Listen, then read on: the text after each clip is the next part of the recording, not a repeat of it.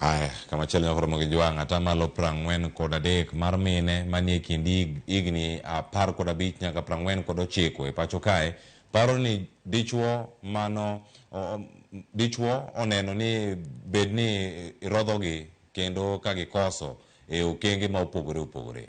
Mae kaluwore kod lipot e wi chal mar ngima oganda e pacho kae mano gol odiochieng' manyoro. Judith Omondi ni kod ler mathoth. Dhao mag kit chwech kata gender based violence oyangi e piny mangima kaka midhiero mar rocho ratich dhano. Dhao mag kit chwech nyalo bedo e okenge ma opogore opogore, kama oting'o goyo ng'ato aching', rocho ratich ng'ato e yore mag hera, ma kama oriwo bembo, chuno ng'ato kod hera e kind mamoko. Lipot mar chal mar ngima oganda manyo ogol yango ni 34% mag mine oseroch ratichgi e yor gocho chakre kane gin johigni 15. Bende e kinde nonro ni, mine manie kind higni 15 nyaka 49 ne ogolo pachgi e wi ka bende ber ka joutegi rodhogi ka gitimo gima ok ber. Ka 34% mar mine paro ni ok rach ka irodhogi, poni giwuok oko mar keny kendo giterore kod chuo mamoko ma ok gin chuogi. 24% paro ni ber ka irodhogi, poni gibolo nyithindgi kendo wigi owil kod ting' mar bedo janyuol ne nyithindgi.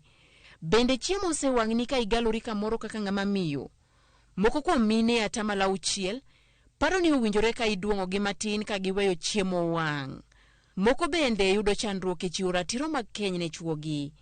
Magi 13% mag mine paro ni ber ka irodho mondo gichiw ratiro e yo mayot.